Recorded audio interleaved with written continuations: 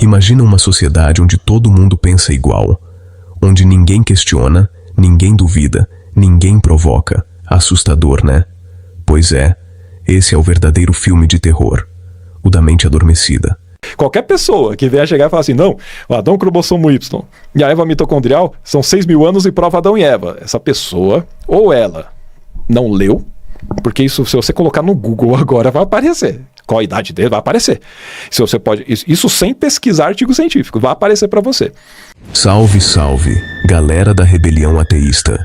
Aqui quem fala é a voz da dúvida, o grito da razão, o tapa de realidade em plena era da crença cega.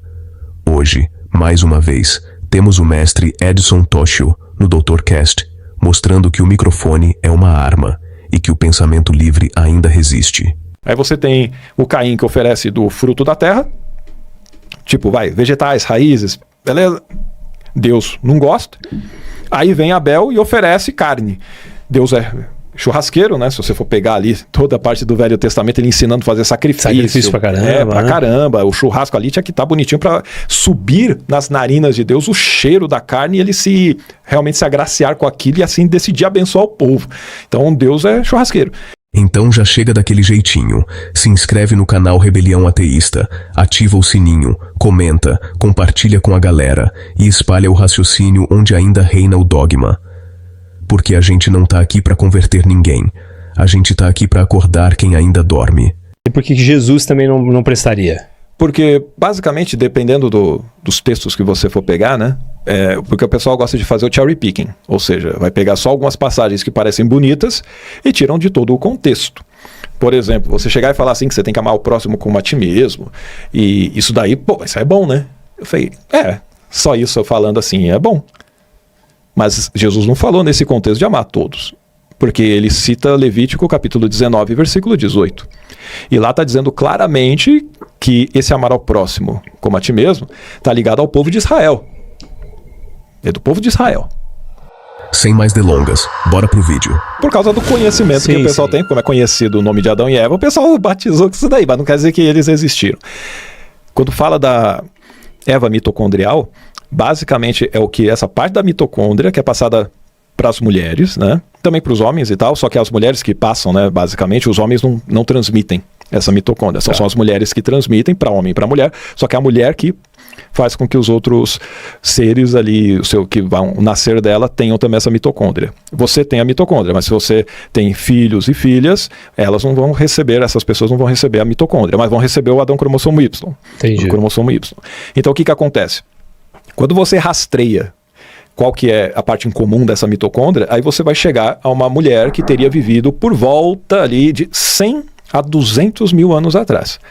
Bem diferente do que alguém chegar e falar assim que foi há 6.000 anos atrás. Eu achava que era há 6.000 mais ou menos. Não. Que eles falaram que... 6.000 é para quem crê na Bíblia. Não, sim, da Bíblia. Mas eu achei que essa questão do cromossomos levava por volta de 6.000 anos atrás. Não, de 100 a 200. Já tem vários, isso aí desde 86 que tem artigos científicos publicados sobre a Eva mitocondrial. E alguns ali também procurando fazer novas datações. E até onde tenha visto, não tem nenhum que baixou, por exemplo, para menos de 40 mil, por exemplo, anos. Então, atualmente, de 100 a 200 mil, pelas datações. O Adão cromossomo Y fizeram a mesma coisa. Qual foi o homem que teria essa parte em comum, que a gente é descendente deles e tal, e que foi compartilhado? E aí você vai chegar por volta de 200 a 300 mil anos. Ou seja, eles não eram um casal que fizeram os filhos juntos, entendeu? Entendi. Não, eles nem, basicamente, teriam se conhecido. Não era da mesma geração, não se conheceram, não acasalaram, digamos assim. Não tem nada a ver, basicamente, um com o outro. Mas a gente teria essa linhagem com eles. Isso, cientificamente falando, é o que existe. Não chega jamais em 6.000 anos nenhum deles, tá? E outra coisa, eles não eram os únicos. Quando fala que chegou nele, foi a primeira mulher? Não, ela não foi a primeira mulher. Essa daí seria o nosso descendente mais recente. Ou mais próximo geneticamente nosso, né? Isso. Então, é o mais recente. E outra coisa, geneticamente nosso, a gente poderia também pegar e falar de outros, né, exemplos de Homo sapiens e tudo mais também, porque a gente tem Homo sapiens mais ou menos por volta de 300 mil anos na Terra, né? Então, antes dessa Eva mitocondrial e do Adão cromossomo Y, dessas pessoas que carregavam esses genes, você tinha várias outras populações e que eles simplesmente não transmitiram para os demais. É que esses daí conseguiram passar para a descendência. Então, digamos que eu, por exemplo, tenho mais 2 irmãos homens, certo? Então, a minha mãe, ela não passou a mitocôndria dela para frente. Ela passou para mim, beleza, mas eu não passo para os meus filhos, entendi. não tem como. É só a mulher que vai conseguir passar. Então, no caso da minha mãe, essa linhagem para ali. Isso também aconteceu com os outros antes dessa Eva mitocondrial. Tá? Então, ela não era a única, ela vivia numa população grande e que tinham outras mitocôndrias lá e que não passaram, simples assim. O dela passou, acabou passando. E do homem do mesmo jeito. Né? Por exemplo, se tem um homem que só tem filhas, eu tenho um tio que só tem filhas. Né? Ah, não, agora eu tenho um filho. Então, assim, é mais recente. Mas, assim, só esse pequeno que teria, então, o cromossomo Y dele, os outros não. Tá? Então, funcionaria desta forma aí. Então, isso vai acontecendo aleatoriamente. Então, isso não prova de forma alguma que existiu Adão e Eva. Ao contrário, prova que essa história da mitologia é errada, é falsa. A ciência ela desbanca completamente isso. Qualquer pessoa que vier chegar e falar assim, não, o Adão cromossomo Y e a Eva mitocondrial são 6.000 anos e prova Adão e Eva. Essa pessoa, ou ela não leu, porque isso, se você colocar no Google agora, vai aparecer. Qual a idade dele? Vai aparecer. Se você pode, isso sem pesquisar artigo científico, vai aparecer para você. Se você for além, aí você vai descobrir um monte de coisa. Então, ou ela não leu, acreditou na historinha furada que algum pastor, algum líder religioso falou, ou ela sabe, e ela é uma desonesta intelectual do caramba, e ela tá querendo enganar a galera. Simplesmente para fazer com que a mitologia dela continue sendo sustentada com um viés científico para tentar dar um ar de autoridade, mas obviamente mentindo, né? Essa é a realidade. Tem coisas aí, hein, cara. Mas voltando ali, a gente não chegou no Novo Testamento aí, né? Chegou algumas vezes, né, que você falou de Jesus e tal, né? Você falou do Caim e Abel, desculpa, eu fiz aquela contextualização para chegar lá. Verdade, perdão. Mas só para na Caim e Abel, quando você tem o pecado que aconteceu e Deus aparece, questiona, né? Por que você fez isso? Ele amaldiçoa a serpente e diz que ela vai ter que comer do pó da terra e ela vai rastejar o resto da vida. Isso significa que essa serpente então andava ou ela voava, ou as duas coisas. Porque a maldição fez ela rastejar. Então a Eva, na hora que vê a serpente, é uma serpente de pé, ela ficou, sei lá, né? Ficou empolgada com a serpente, viu a cobra e caiu de boca no fruto. Então, isso. E aí Deus não gostou. Aí o pessoal pode interpretar como desejar. Adão também gostou. Mateus gostou. Adão também gostou. Aí Deus falou, caramba, que coisa. Aí falou o seguinte, eles estavam no paraíso, no Jardim do Éden. E o Jardim do Éden ele é físico. Tá no mundo físico, beleza? Não é mundo espiritual. É físico, ele dá as coordenadas do rio Eufrates e tudo mais. Aí fala tudo lá na Bíblia da região desse Jardim do Éden. Aí fala, não, vamos pegar aí tirar eles daqui. E Deus falando assim, agora que eles conhecem, eles não, ele fala de homem, agora que o homem sabe o que é o bem e o mal, isso não é bom que eles continuem aqui, porque se eles tomarem da árvore da vida, tem a árvore da vida lá e tinha do conhecimento do bem e do mal, ele deixava os dois lá. Se ele tomar do fruto da árvore da vida, ele vai viver para sempre. Então, vamos tirá-lo daqui para que ele não coma desse fruto e já era. Ou seja, não precisaria ter a morte. Bastaria ele pegar, não, beleza, toma essa fruta aqui, você nunca mais vai morrer. Ele não fez. Tá na Bíblia, isso daí. Ele fala só, e aí você poderia perguntar, mas Deus está falando com quem? Porque ele fala realmente no plural, ele está conversando com pessoas ali que não aparece no texto. Quando você vai estudar a história, tudo bonitinho, essa parte teológica, você vai ver que é porque você tem o deus El e você tinha o panteão desses deuses cananeus. O El era o principal, Israel, Deus de Israel, esse El era o principal. O Jeová vem só séculos depois, entendeu? Ele é colocado lá depois e depois ele cresce e toma o lugar de El. Essa é a verdade. Então não é, o Deus sempre foi esse. Não, você tem vários deuses e lá de Gênesis eles tinham essa visão politeísta. Então você tinha lá El, você tinha Baal, você teria Xerá, você teria outros deuses, e dependendo você vai colocar como Shaddai, por exemplo, El Shaddai. Você tem o El e tem o Shaddai, são deuses diferentes, são nomes de deuses diferentes. Não é um deus só.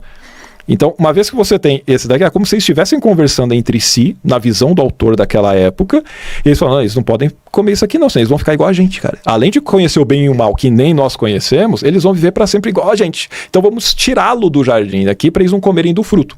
Aí eles expulsaram Adão e Eva, né? Ele pega e expulsa Adão e Eva e faz com que tenham anjos para... ou um ou mais anjos, aí tem que dar uma olhada, não lembro se era um ou mais, que para proteger a entrada do jardim, e colocou uma espada que ficava dando volta lá, revolvendo, para não deixá-los entrar. Fez uma cerca ali, exato. Cercado ali. Isso. Se fosse espiritual, precisaria disso? Não. Sai do espiritual, você está no físico. Já era, você não tem mais acesso ao espiritual. Não, ele faz uma proteção para o homem e a mulher não voltarem lá e não tomar o fruto da árvore da vida. Aí eu pergunto, onde está o jardim do Éden? Por que ele sumiu? Porque você não encontra nada do jardim do Éden. Porque ele deveria existir fisicamente. E deveria ter o anjo lá. E deveria ter a espada protegendo. Ninguém conseguiria entrar. Mas conseguiria ver. Não tem. Então, assim, ninguém vai conseguir explicar isso para vocês. Ou falar, eles vão espiritualizar. Mas na Bíblia não é espiritual. É físico. Tá? Aí não tem nenhum local na Bíblia falando que Deus resolveu pegar e tirar ou esconder da vista da galera. Não, não tem isso. Mas o cristão ou o judeu, ele não vai falar que isso é uma metáfora? Aí hoje você pode ter assim, judeus que vão pegar e falar que isso daí na verdade é só uma forma de procurar falar do nascimento da nação não da nação de Israel, mas mais do povo judeu mesmo, né? É que assim, você tinha Israel Norte e Israel Sul, né? Então você tinha o povo de Judá ali, você tinha o povo de Israel Norte.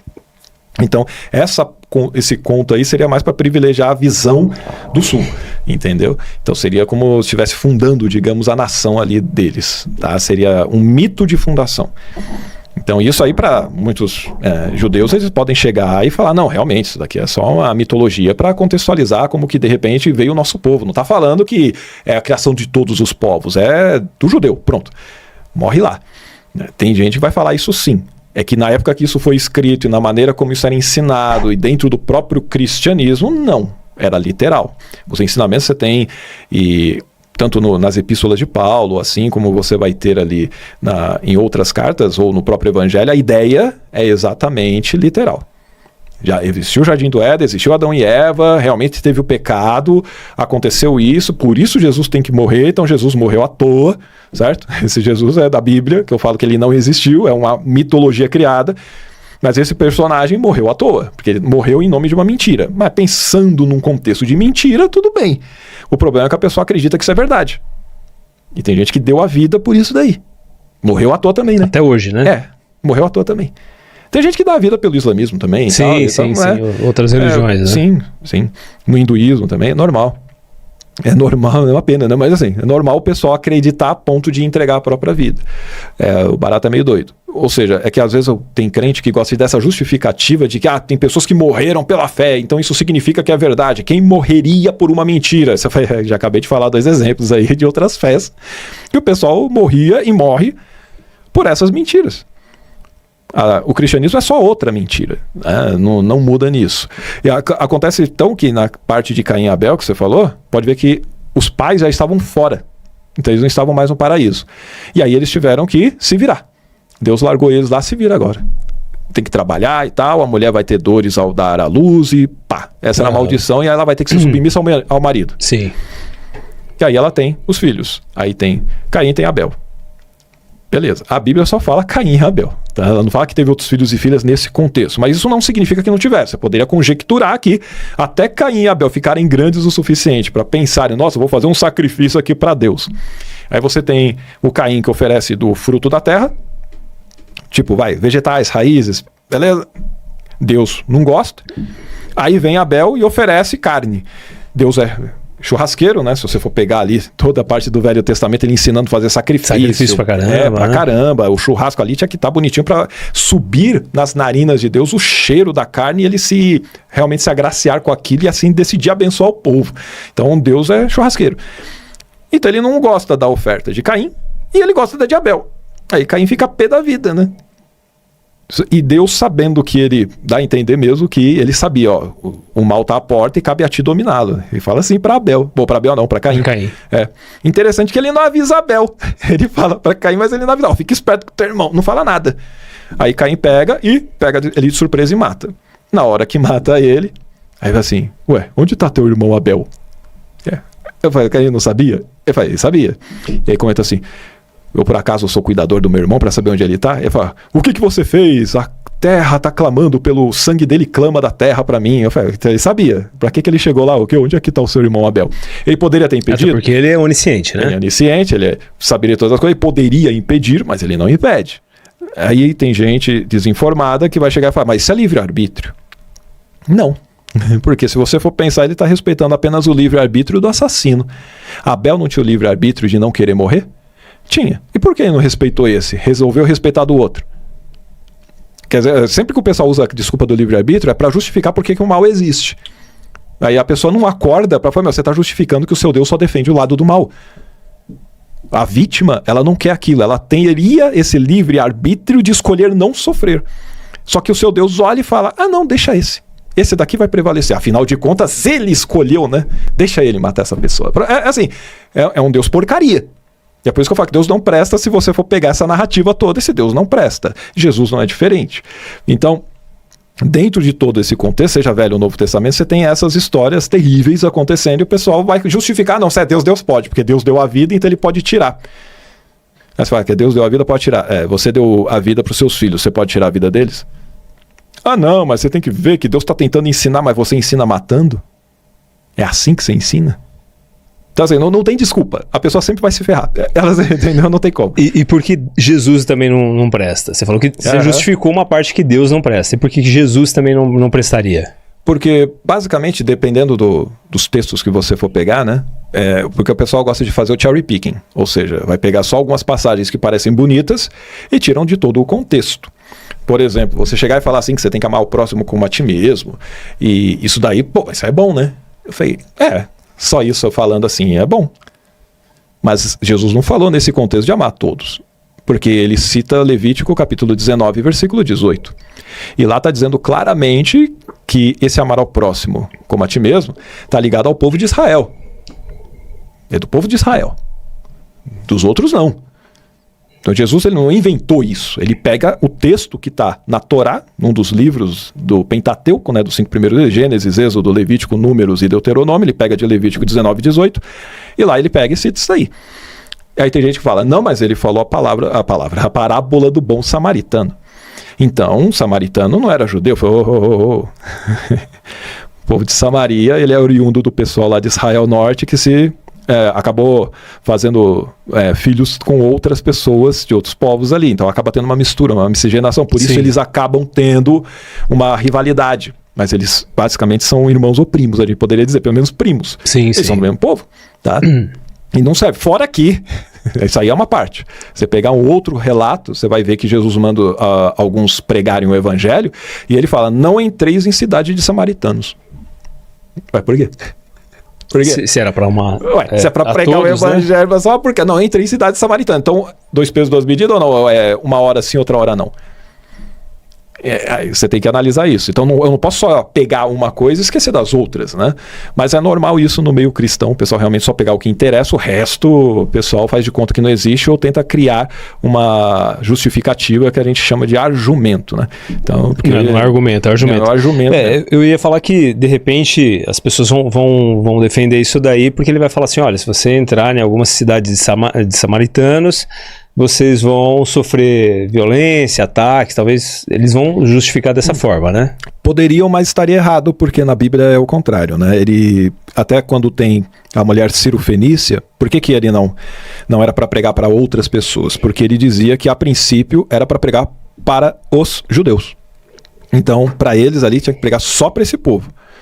E ele falava, eu fui enviado para os judeus, acabou. Então, quando vem a mulher Cirofenícia pedindo ajuda para ele, implorando, gritando, ele faz de conta que não ouve. E ela fala assim, minha filha está terrivelmente endemoniada, vem e me ajuda, cura ela e tal. E ele vai embora. Ele vai andando. Ela grita tanto que os apóstolos falam, vai lá, despede ela. E ele vai indo, até que ela resolve passar ele, se ajoelha, basicamente se prostra diante dele. E ela fala, Senhor, minha filha está terrivelmente endemoniada, vem cá, me ajuda e tal. E ele fala o seguinte, claro, vou te ajudar agora. Você tem fé? Não. Ele fala, não é bom tirar o pão das crianças e dá-lo para os cachorrinhos. Ele fala, das crianças, dos filhos, pode tirar o pão dos filhos e dados para os cachorrinhos. Quem são os filhos? O povo judeu. Porque ele fala, eu fui enviado para o povo de Israel. Ele deixava claro, minha missão é essa. Dane-se os outros. Tá? Então eu falo assim, não é bom fazer isso. E a mulher pega e fala, é verdade. Só que os próprios cachorrinhos comem das migalhas que caem da mesa dos seus donos. E aí ele se surpreende. Ué, ele não era onisciente também? Jesus não é filho de Deus? Ele não saberia?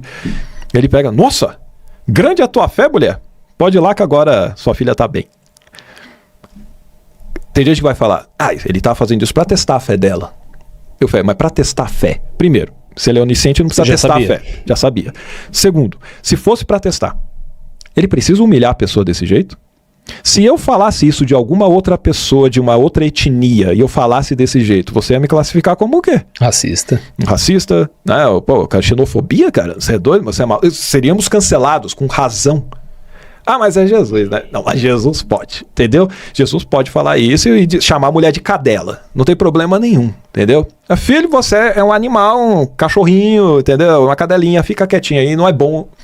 Aquilo que é pra eles, não é bom dar pra vocês. Isso não é bom. Ele deixa claro, não é bom dar o pão dos filhos para os cachorrinhos. Então, que fique endemoniada, né? Não existe demônio nem nada, mas naquela conjectura, né, da mitologia, é isso que está passando. Então você vê uma divisão clara daquilo que é o povo escolhido de Deus, né? O que já contradiz uma série de versículos no Antigo e Novo Testamento, que dizem que Deus não faz acepção de pessoas. Que Deus não faz diferenciação, não, todo mundo é igual, caramba, se fosse todo mundo igual, por que tem um povo escolhido? Não faz sentido. Além disso, tem os escolhidos de Deus para a salvação, tá? E tem aqueles que já foram criados para a perdição. Aí também não faz outro sentido, você fala, esse Deus por isso também não prestaria. E Jesus, ele compactua disso, né? Mas tem outras coisas piores ainda. Manda, a gente quer ver as piores, cara. As piores. Se você for pegar Lucas 14... a partir do versículo 25, ele comenta assim, que uma multidão seguia Jesus.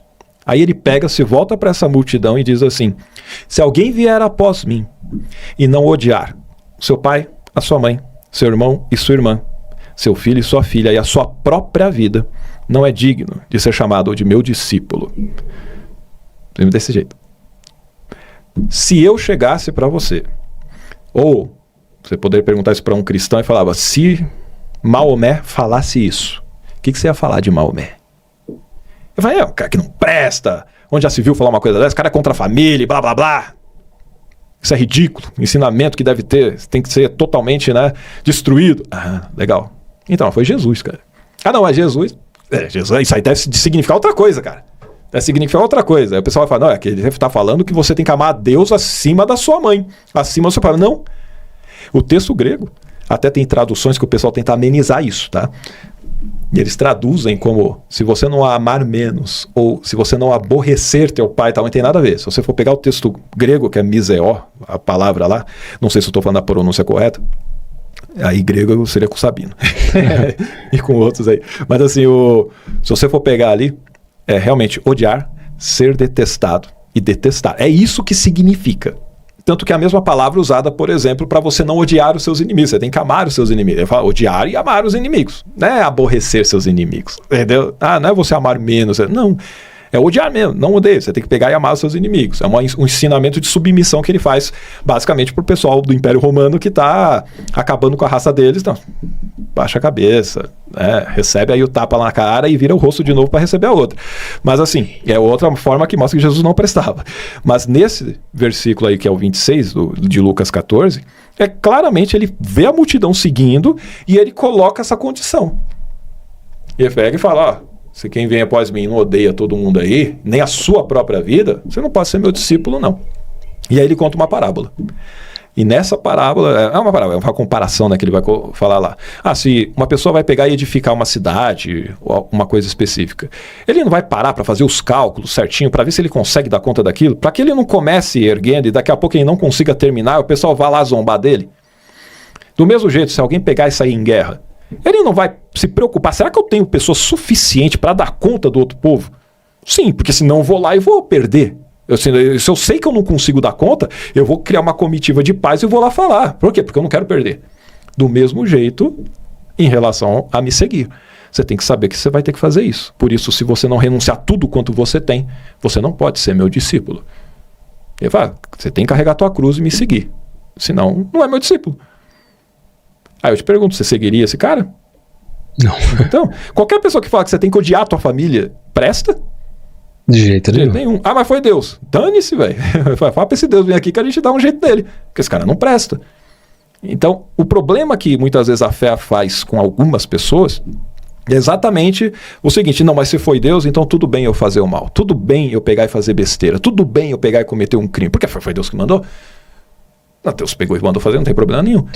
Ô Edson, e por que isso está na Bíblia? Porque você acha que na hora que foi juntando os livros ali, passou batido das pessoas que faziam análise? Nada. Porque foi feito um arranjo, né? Por exemplo, se você até pegar, por exemplo, a Bíblia etíope e a cristã e a protestante, tem livros a mais, tem livros a menos. Você acha que quando foram compilar a Bíblia, vamos dizer da católica, né? Certo. Quando foram compilar, e até porque é difícil, né, ler a Bíblia, né? Não é um livro fácil, né? Não é um livro contínuo, né? Eu pelo menos tenho bastante dificuldade. Então você acha que ficou esses pontos sem nó ou essas situações que traria esse conflito que você está trazendo agora pra gente por falta de atenção? O que seria? O problema foi o pessoal querer, inclusive, juntar os livros, né? Por quê? Uma coisa é você pegar e ter escrito algum autor lá na época, escrever com um fim específico, pensando em um público determinado, com a visão que ele tinha daquela época religiosa e política daquele período que ele estava vivendo. Não era para nós. Ele escreveu aquilo lá, colocou e jogou para aquele público. Aí alguém pega esse registro, pega um outro de 10 anos depois, outro de 100 anos depois, outro de 400 anos depois, vai ainda assim. Ele pega, tudo isso aqui é palavra de God. Vamos pegar e juntar. Aí juntou. Aí ferrou, cara. Aí não tem como, porque obviamente uma coisa vai contradizer a outra, né? Tem gente que vai tentar fazer malabarismo, dizendo que tem um monte de referência que se cruzam e tudo mais. Só que não, essas referências que se cruzam, inclusive cruzam com as contradições. Uma hora tá falando uma coisa, outra e depois fala outra, tá? Então assim, para o pessoal daquela época escrever isso que eu falei, fazia total sentido. Você pegar, por exemplo, quem crê em Jesus, por exemplo, dentro do contexto que eles estavam no Império Romano, o pessoal tinha uma visão apocalipsista, que aquele era o final dos tempos, era o último século, e que ia entrar a consumação do século e Jesus voltaria. Então, se você amasse essa vida aqui, mais do que qualquer coisa que pudesse ser referenciada como a vida eterna, você estaria fazendo errado. Tanto que se chegasse alguém em Jesus lá e falasse, eu quero te seguir, mestre e tal, só que eu vou casar minha filha, eu vou fazer alguma coisa específica da minha família, depois eu vou te seguir. Eu falo, não, cara, isso daí você deixa o pessoal se virar lá, ou você tem que focar no reino de Deus. Ou, meu pai, deixa eu enterrar meu pai primeiro. Eu falo, deixa os mortos enterrar os seus mortos. Você vai e prega o reino. Era basicamente a pregação de Jesus, é você abandonar essa vida, tanto que ele pegava e deixava claro que você teria que vender tudo o que você tem, dar aos pobres e segui-lo. Ele não falou isso só para o jovem rico, ele falava para outros também. Você quer fazer tesouro no céu? Venda tudo que você tem, dê aos pobres, aí você vai ter um tesouro no céu. Aí você vai pegar e pregar para as pessoas e assim você vai acumular o galardão, né, digamos assim. Ou seja, você tem que criar bolsas que não se desgastem, coisas que não se enferrujem. Por quê? Porque vão estar lá no céu. Como que você faz isso? Venda tudo que você tem e dá aos pobres. A pregação de Jesus era focada nisso também. Então você tinha que fazer isso. Não tem nenhum líder religioso hoje que faz isso. Talvez, na história, os únicos tenham sido os franciscanos, que realmente viveram na pobreza, abandonaram geral e ficavam lá. E Jesus também não voltou para resgatar eles, assim como não voltou antes, né?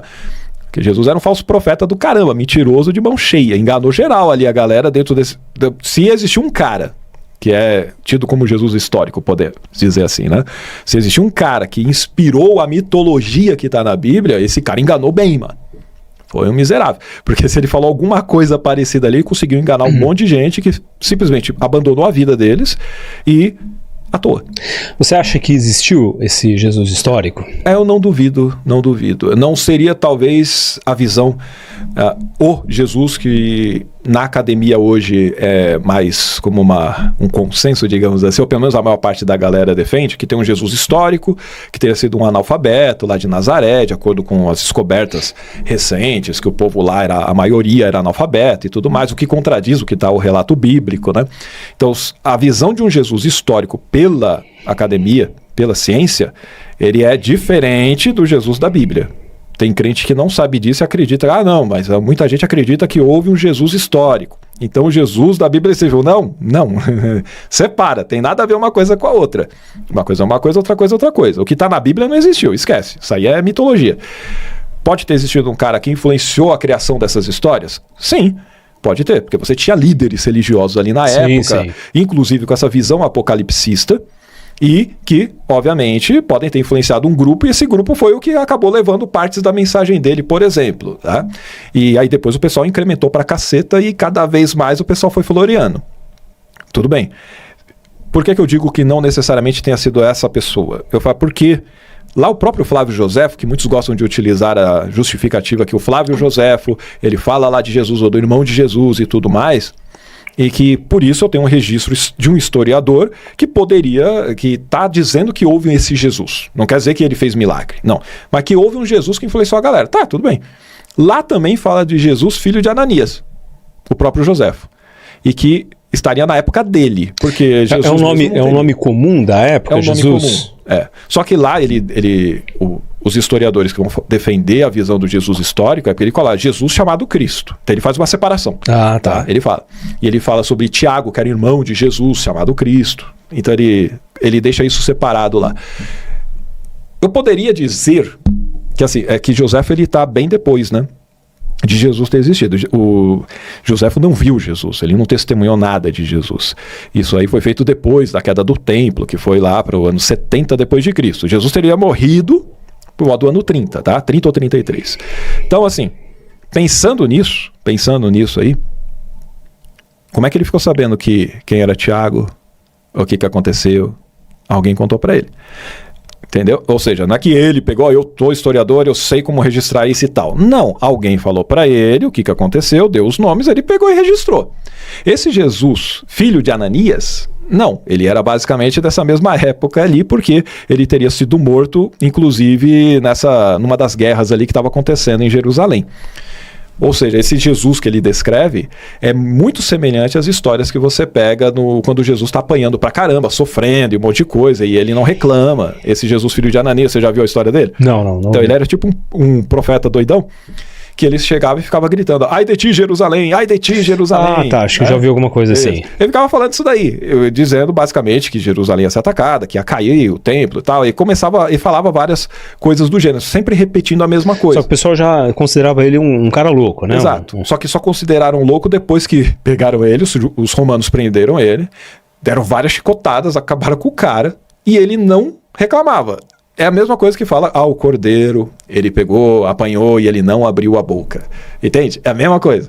Só que esse seria um personagem que teria existido e que ele, era o nome de Jesus, ele ficava falando que ia cair o templo, e a profecia, Jesus também diz que o templo não vai ter pedra sobre pedra lá, ele também prediz, entre aspas, né, porque foi escrito depois do acontecimento, ele teria predito a queda do templo, e aí tem esse filho de Ananias que faz isso, e ele apanha, ele é preso, ele sofre pra caramba e ele não morre ali. Aí o pessoal vê, mano, ele é louco, cara, deixa ele. E ele ficou alguns anos fazendo isso. E ele continuou fazendo. Aí quando teve esse cerco todo em Jerusalém, ele continuava a falar, ai de ti Jerusalém, ai de ti Jerusalém. Lá em José, ele disse, ai de mim, quando ele falou ai de mim, veio um projétil, acertou ele e ele morreu. Aí se você for pegar todo o relato de José contando isso, você fala, cara, isso aqui é parte específica da história de Jesus lá dos evangelhos. Que estão misturando. Então o pessoal pode ter pegado isso e criou o personagem em cima disso. Aí depois você cria toda a narrativa que você quiser. Entendeu? Quem era ele? De onde ele veio? E tudo mais. O que ele pregava? Por que ele falou isso? Ele prediz a queda do templo e foi invadido, que o templo caiu. Caramba! Mas morreu com o projeto? Vamos fazer de outro jeito. Você acha que se for nessa linha, justifica o povo judeu não entender que o Jesus Cristo veio como se fosse o Messias deles? Também, e porque não só essa parte, é porque quando fala que Jesus é o Messias, o pessoal dos judeus, né, eles... Durante séculos, a narrativa religiosa dominou todos os espaços públicos. Da rádio à TV, o discurso da fé sempre teve prioridade, enquanto a descrença era tratada como ameaça, blasfêmia ou piada. Mas os tempos mudaram. A internet quebrou as portas dos templos e devolveu o microfone à razão. Hoje, qualquer um pode ligar uma câmera, abrir um podcast e transformar o mundo em um auditório global de ideias. E é aí que os ateus entram, não como provocadores gratuitos, mas como vozes necessárias. A presença de ateus na mídia não é um capricho intelectual, é um ato de equilíbrio democrático. A sociedade precisa ouvir todas as perspectivas, inclusive, e principalmente, aquelas que não se curvam diante da fé. Porque, se o religioso pode falar de Deus em todo lugar, o ateu também deve poder falar da ausência dele e das implicações dessa ausência. A liberdade de expressão não é completa enquanto uma parte da humanidade é silenciada por desconfortar os demais. E o desconforto é exatamente o que o ateísmo traz. Ele mexe onde o sistema não quer que se mexa. Ele questiona o que foi declarado sagrado. Ele pergunta por quê, quando o resto da multidão está dizendo amém. Mas há algo ainda mais profundo. Quando um ateu fala num podcast, ele não está apenas representando uma posição filosófica. Ele está representando a coragem de pensar publicamente. Em uma cultura onde as pessoas têm medo até de assumir o que acreditam, ou o que não acreditam, ver um ateu sentado, de igual para igual, em frente a um microfone, é libertador. É um convite ao raciocínio. É uma faísca de autenticidade num mundo cheio de fingimentos. Podcasts como o Dr. Cast são fundamentais nesse processo. Eles quebram o monopólio da fé e devolvem o debate ao lugar de onde ele nunca deveria ter saído, o da razão. Lá, ideias se enfrentam sem filtros. E é exatamente por isso que esses espaços geram incômodo, porque o raciocínio não é neutro, ele causa reações, desafia zonas de conforto e põe em xeque séculos de autoridade. Ateus em podcasts, portanto, não estão apenas participando de uma conversa. Estão reescrevendo a forma como o conhecimento circula.